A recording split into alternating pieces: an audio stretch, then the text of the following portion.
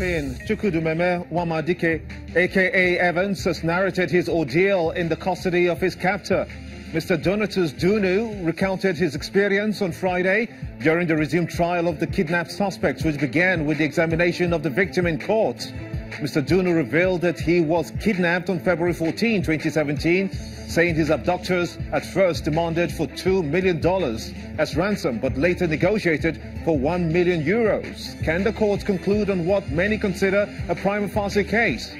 Will justice be served in what seems a prolonged case where evidence before the courts will be scrutinized? Data feeds are coming through in one place simultaneously on all our social media platforms, channelstv.com and on youtube.com/channels, where you can follow us right now on m.channelstv.com and on Facebook as well. We'll get all our platforms and social media covered. Be part of the show. Tweet at Gimba Umar CTV. Use the hashtag State of the Nation to air your thoughts on the subject. Boko Haram leader Abubakar Shekau has reportedly reappeared in a new video in which he dismisses claims that many of his members have been killed. According to AFP, Shekau released a 27-minute video in which he spoke for about 20 minutes in Hausa and Kanuri, criticizing the countries in the Lake Chad area fighting the group under the multinational joint task force. He's said to have singled out Cameroon, which reportedly announced on Wednesday that its soldiers killed about 60 Boko Haram fighters and arrested scores of others, while freeing about 5,000 hostages. The Nigerian government has said Boko Haram has been degraded. Now, President Muhammadu Buhari on Wednesday visited the Government Girls Science and Technical College, Dapchi, in Yobe State. He held a meeting with the parents and teachers of the school where 110 students were abducted by Boko Haram insurgents. During the visit, the president assured the federal government will not rest until all the Chibok and Dapchi schoolgirls in Boko Haram captivity are released and reunited with their families. President Buhari also visited Benue and Plateau states hit by herdsmen attacks resulting in deaths and destruction of property. We're going to focus on that in just a moment. It's prime time here in Lagos, and this is State of the Nation.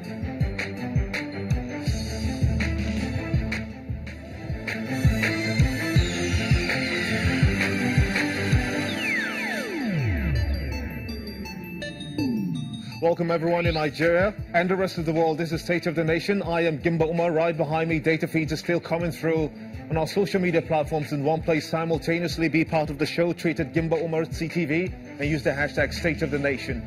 Nobel laureate Professor Wole Soyinka has learned his voice to the wanton killings by herdsmen, in some cases alleged, who have unleashed mayhem, fear and terror in Plateau and Benue State most recently. No fewer than 50 persons have been killed in Plateau and Kogi states in the last 72 hours, while 25 confirmed deaths were recorded in the latest attacks in Rafiki village in Plateau State. 25 were also reported killed in 5 communities in Kogi State. The government there is promising that justice will be done. Benue State is currently faced with 170,000 IDPs in no fewer than 6 camps. IDP camps, that is, in the state as a result of the herders' attacks. Let's analyze the situation across Benue and Plateau State. Quanum Terrence, he's the president of Benue Youth Forum, as well as Emmanuel Shior, his executive secretary, Benue State Emergency Management Agency. They both join me from our Abuja studios on State of the Nation. I want to thank you both for coming on the show at this time. Let's start with you, Mr. Terrence. You are a youth leader in Benue. What's your view to Mr. President's visit to sympathize with the people? Is that what is needed at this time by the people of Benue State?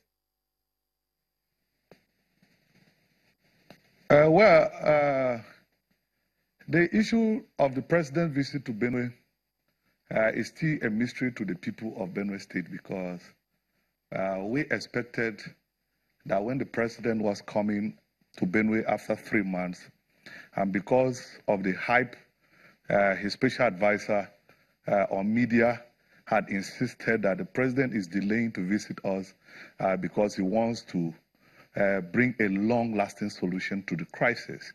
But unfortunately for the people of Benue State, when the President came to Benue, he neither condemned in Benue, he neither consoled with the people in Benue, he neither even brought out a policy statement that could give the people hope and confidence. Rather, he appealed to the stakeholders he met to go and convince their constituents. So on a whole, to we the people of Benue, what the president came and did in Benue was like a jamboree, because it brought no solution to the ending of the crisis. It brought no hope. Rather, from activities Let me just quickly come in here. that have what, come after in your Benue. view, if you say it's a jamboree, what, in your view, will amount to justice being done?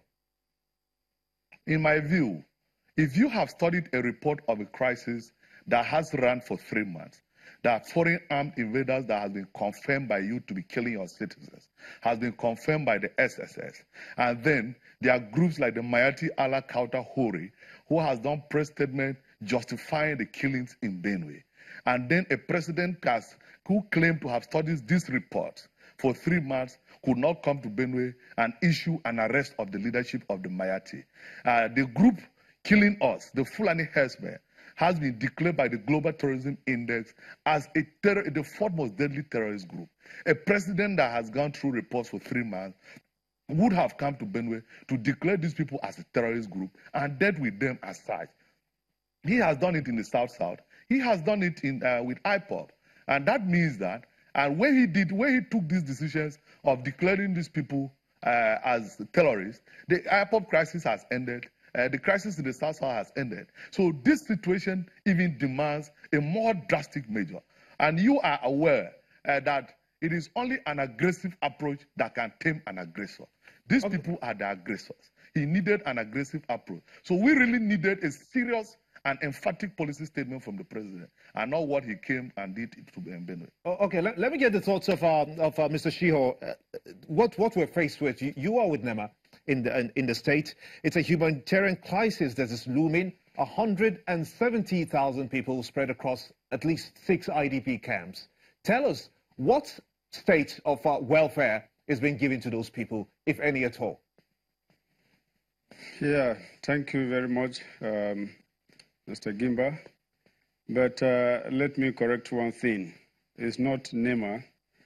I'm the head of Benue State Emergency Management Agency in Benue State. It's called SEMA and not NEMA. Brilliant. Go ahead. Well, it is no longer news that the humanitarian situation in Benue State is overwhelming, and it is really overstretching the resources of Benue State government. Since the beginning of the situation in the state, on the directive of the governor of Benue State, Dr. Samuel Yoraya Otom, we have opened a total of 8 camps with a total population of over 170 IDPs. This is aside the Cameroonian refugees that the state was grappling with in Kwande local government, which also has a total population of 10,940. Yes, so if you look at my apologies. Let me just come in here.